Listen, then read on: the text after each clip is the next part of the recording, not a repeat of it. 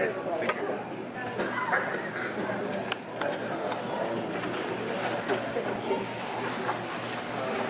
Is this?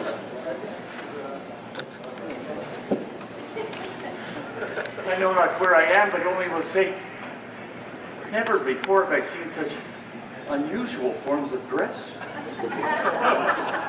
And such familiar looking faces. What place is this, lad? Well, Wealth! Sounds like the bark of a dog. What name do you go by? Eric. Eric. My great Achilles Ghost. With a name like that, you must be of royal blood. My humble name is Bartholomew. I am a knight in the court of King Malcolm III Canmore and Chamberlain to Her Majesty Queen Margaret of Scotland. Did you say that all in one breath? I think not. Think of it, boy. I know kings. I know queens. In fact, I have just been out for a brisk ride on horseback with Her Majesty riding side saddle. She met with a near fall into the river. And had I not had my wits about me, oh, she might have been met with grave embarrassment.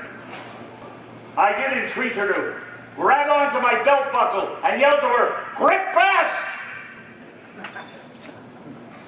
Utter not a word of this to anyone, lest you end up with your head in your lap. Many a fine man has lost his head for less than himself.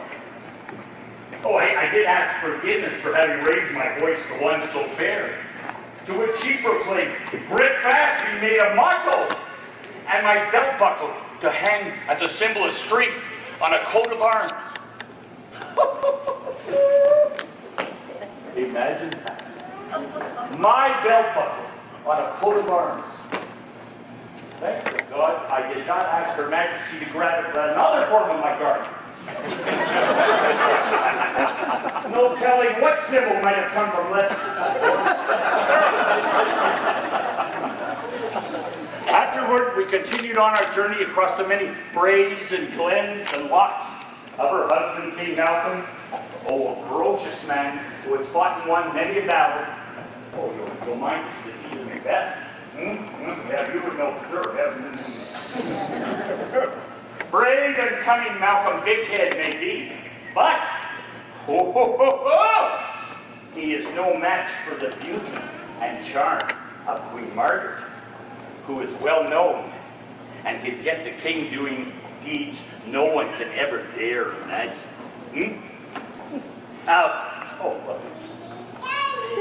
Yes, of course. If you value a story, I'll tell you one. Well, I'll tell it to you anyway. It all started when William the Conqueror declared himself King of England and failed to recognize Her Majesty's brother, Prince Edgar Atheling, as the true King of England. Well, when we Hungarians, we stick together. And we decided to set sail for our native Hungary with Prince Edgar, his sisters Princess Margaret and Princess Christina, and their mother, Prince Agatha of Hungary, and myself, of course. We had no intention of landing on Scottish shores. No. But a violent storm forced us up the solid granite coastline and deposited us in the Firth of Forth, near Dunfermline. Where are we now? That is far. Well, we were met by Malcolm and made welcome. If I might be so bold, our Malcolm, having known the family before, as children running around in the English court, took an immediate liking to Margaret. And they were wed within a year. What's that? I will not hear any vicious rumors or lies that the king did away with his first wife to marry Margaret? Huh?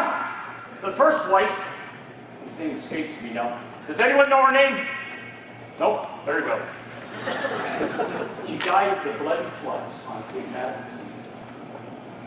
She of blessed memory, the left us 2 fine sons, which have been a joy to us all. I trust if you are true Scots, you will not slight us for leaving and share in our anger over that William and the trouble he has brought your homeland. Do you know he uses the Scots as chess pieces to fight among themselves, thus reap the benefits of their bickering? He who has declared himself King of England instead of the true Saxon King, Edgar Leslie! Where was I going? Oh. Dear Margaret, it is my feelings, although she be born of an English prince and a German princess, she was born in Hungary, and Hungarian she will always be to me. Oh, she is more than a fitting second wife for the king. She is his consolation and joy, if so stern a man can know joy. The king, he do forget what ailed him when in her presence, and stops of nothing to make her happy. It is known, although not spoken, that the king hath not the ability to read one word. Yet he embellishes Margaret's books with gold and silver binding. How about that? So indulgent is he that the first child was given the Saxon name of Edward, and not Malcolm. Huh? First in Scotland, I am told. While the king spends his time with military adventures, our dear queen is devoting herself to the religious affairs of her subjects. Yes, she is changing and bringing a more Christian side to the Scottish court. And she is also taking the Columban Church and bringing it more in line with the Romanist Church.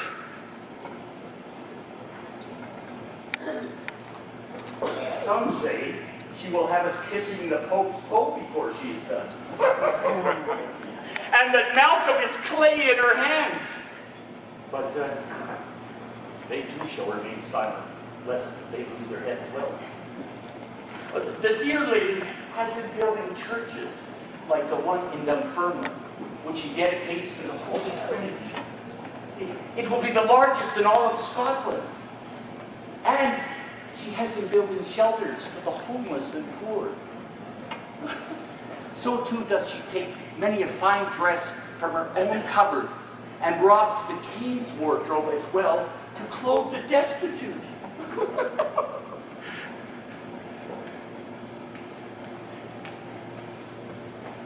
I am seeing this goodly queen stop to clean the wounds of the small child, and then ask me to cut away part of her shift with the bandage.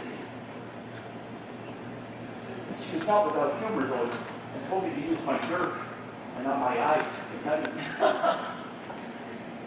And then she forced the local abbots to tend to the boy and to feed the poor with the king's own gold coffers.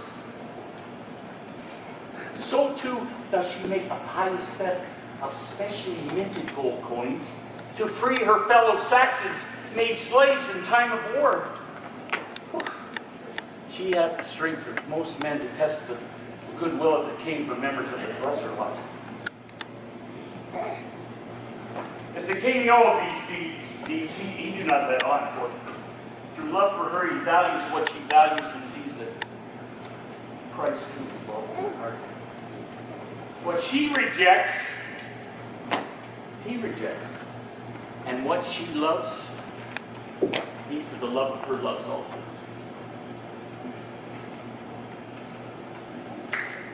How many of you are married? No one? No one? Congratulations. Were any of you in attendance to the King and Queen's wedding? Were you there? Oh, yes, you were. Grand event, wasn't it? Done in the full splendor of Christendom. to which, dare I say, our Malcolm was unaccustomed. Well, for those of you not lucky enough to be in attendance, it was concentrated in the open air before the tiny church of the Castle of Dunfermline. And no expense was spared, with flowers as far as the eye could see, and the sound of the finest minstrels. Theirs was both a ceremony of Columban ritual and Romish practice, never before seen stuff. There were abbots and monks and bishops and the Queen's own confessor, Brother Oswald. They all took part in the proceedings. Oh, you could hear the chanting of choir boys and the strumming of clear sax. A noisy stringed instrument, better used in battle than ceremony, I say. There were heads of state and the clergy, and of course, invited guests, and then the king with his earls and lesser kings. And then in walked the queen. Oh, and she looked so magnificent, with her train of Hungarian and Saxon nobles, such as myself. Oh, it was not without difficulty and somewhat with humor when it came time for Hungarian to meet with Gaelic. Oh, but the king, he proved to be a good interpreter in the end. Oh, there's a strange language, not to mention the local Scottish. Hey, you gotta watch, hey, again, the Brahmin feeling. Oh, by the way, I treated that. The king, having taken a liking to me, offered me his sister Beatrix, me and my lawful wedded wife, which has made my life complete. Ours was a small but fitting wedding with our loved ones and invited guests, and of course, the king and queen themselves. Oh, my Beatrix, she's both a beauty to one side and well versed in stories of religion and singing and dancing, which I never tire of hearing. Holy, we have a son. Malcolm, huh? I'm thinking,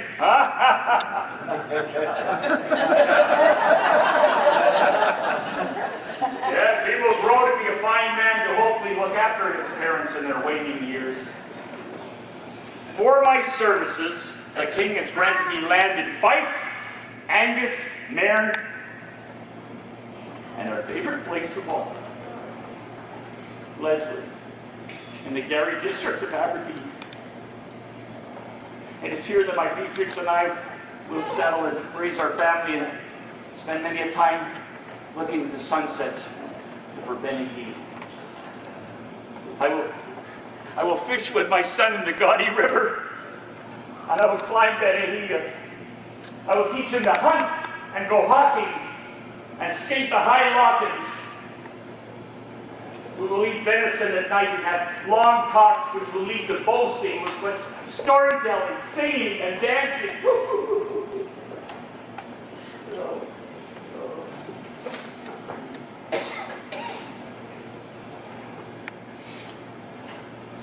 Boy, I must admit that the king has an interesting way of distributing land. Do you know that I was given all the land within a mile radius wherever I stopped to rest my weary horse? Huh? How about that? Well, as luck would have it, my horse grew weary in Leslie, and I was forced to abandon it there to return to Dunfermline, where I was granted that very land from the king himself. Let that be a lesson to you. Never underestimate the power of a weary horse. Oh, by the way, the king now plans to make me governor of his holdings in Edinburgh. How about that? I'm truly thankful and blessed for all that has been given to me. I'm only left to wonder, what might have been my fate had our ships made it to Hungary, never to embrace the bonny shores of my adopted son. Boy, As Chamberlain to the Queen, I am her protector and loyal servant. There is never a moment goes by that I am not thinking of my duty to her, and of course, her husband, Malcolm. I have been with her since her 10-year stay in England and our departure to escape the Norman horde. Oh, you lads. I also get to help the royal children with their lessons. The Queen, she has 4 sons now. Edward, Edmund, Edgar, and Ethelred. And Shirley dreams for a daughter next. Oh, she is quite strict with them and has strong views on discipline, manners, and of course, piety. I am instructed to carry out her orders to the fullest, even to use the whip on occasion to deal with excesses of the spirit.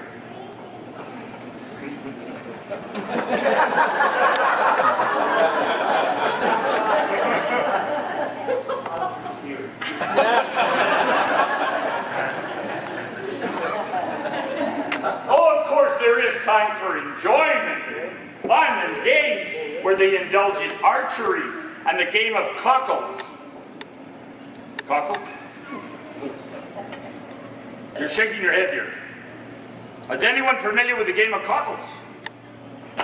My word, it is a sheltered life you have up here in Gloucester. I should tell you, you'll like this. One of the boys is blindfolded, and then he is bopped on the head by the other boys, and he must try to guess which one did it. Oh, a most enjoyable time for the older boys, but a busy time for the barber physician if there be too mighty a bop. Any which way he can.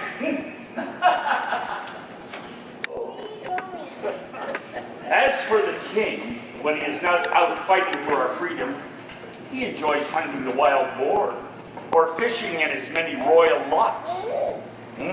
Oh, he also enjoys a game of chess or backgammon. Right? A word to the wise. If you ever have the chance to play with the king, let him win. Oh, he also enjoys voluntary work, while the Queen and her ladies enjoy practicing embroidery and poetry and painting. Oh, and making vestments for the church. As for me, my favorite pastime is eating and drinking. Can't you tell? Oh, the royal family is served at the high table first. And then we dine on meat of mutton, fowl, or beef with honey from the royal beekeeper and fruit and nuts from the royal woodlands, all washed down with a beaker of ale, cider, or mead. There is time for ample entertainment in the form of jesters, poets, singers, dancers. On occasion, a captured knight is forced to play the fool before his death, lest no ransom be paid for his freedom. But I am sure the Queen, in her charitable ways, will soon put a stop to this, as she has done with other more barbaric practices since her arrival. But I digress. Since I have happened upon this place, and always one who tries to take full advantage of most situations, I would just like to say, Oyez! Oyez! Oyez! King Malcolm III requires fine, strapping young men to be knighted for the freedom of Scotland. Well, do I have any volunteers? You'll do, lad. Come here. Come on. Oh, come on. That's how we'll busy about it. Who else? You there, too. Yes. Come. Anyone else? I'll go. Who said I'll go? Come on, boy. Oh, I love a volunteer finder. I'll get to you later. You're a little too old or young, boy. You'll make it. How old are you? 9. Are you lying? You're 8, he's 9. How old are you? 6. I'm 4. Well, you're the first. You're going to be clean someday. You don't have to worry. Anyway, you're all old enough to be pages. It's at 14 you become a squire. And then you work towards being nice. How about that? That's something to look forward to. Wow. Very well. I'll talk to you. All right, man, right here. Right here. Right here. Don't be shy. You won't hurt you. Take your hands out of your pocket.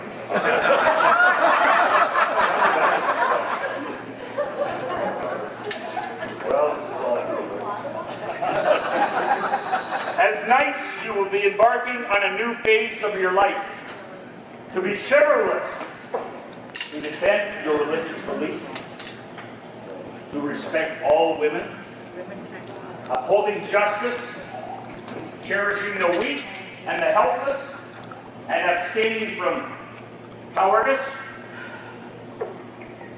corruption, and treachery. Think you could do all this? Yes. What? Yes, sir. Yes, sir. Sir. Let the king hear you calling it, sir. There you go. As knights in training, you will learn to wield and quarter your sword like so, holding it with 2 hands because they are weighty. You will be trained in the slashing with maces and throwing of battle axes. You will ride on the finest horses, protected by leather trapping and the will of God. At last resort, you will familiarize yourself with your last form of defense, your trusty dirk. You will be quick of wit, like me, and able to move at a moment's notice, lest the blow of a Norman mace shatter you through your shirt of mail. You will kiss your loved ones goodbye, and kennel together in the castle of betraying, to move at a moment's notice for the freedom of Scotland, and fight to the death if need be for the king. The ceremony to be a knight will be of the highest honor. You will bathe the night before to purify your body. Then you will keep an all-night vigil in the chapel to purify your soul. Next will come a tunic of white next to your skin that will keep you clean, pure, and chaste in mind and heart. Next, you will have a tunic of red to remind you that blood may be spilled in honor to fight. Your shoes and hose will be of black and brown to remind you of the earth and death from which you came, and whither you may go lest you cry. Another requirement is that you be able to read, write, and create poetry and song. I'm out. I can fight, but I can't poetry. I'll try. How's your neck? Feeling a little tight. Yeah. Are there any of you that are singers besides this one?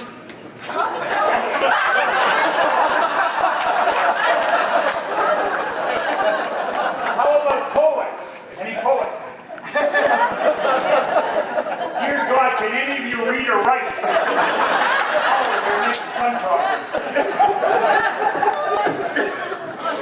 The ceremony to be a knight will take place in the outdoors on a raised platform where you'll be dubbed by a sword that was blessed by a priest the night before. The king, he will deliver the clothing, and then you will be slapped to remind you of your oath. A warning, the king, he has a pretty high. Meanwhile, there he is.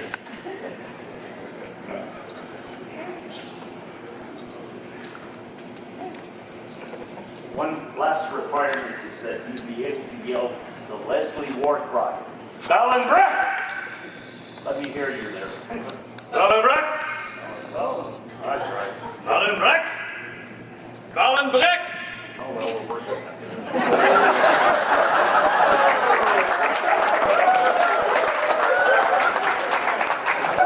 Quite the family here tonight. Mark my words, future knights. War has its merits, but sacrifices as well.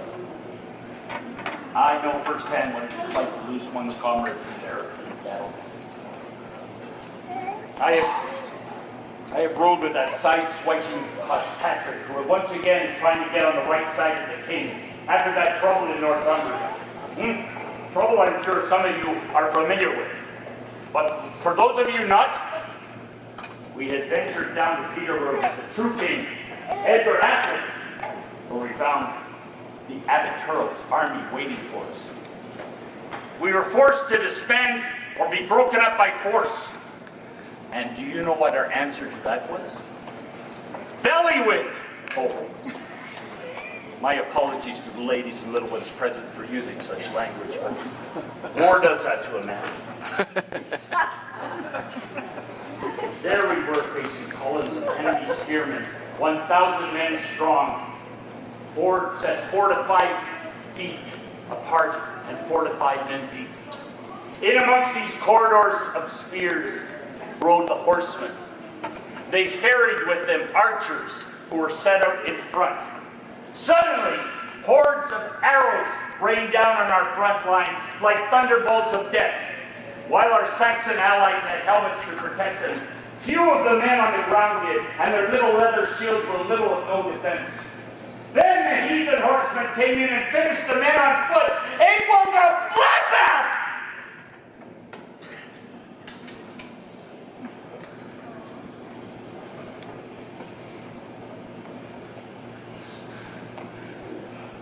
And we were forced to retreat to fight hopefully another day.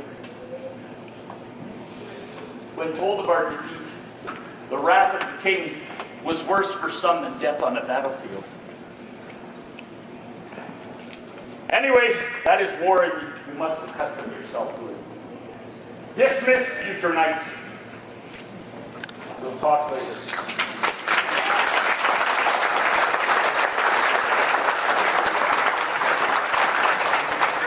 Don't give them a bigger ego than they have.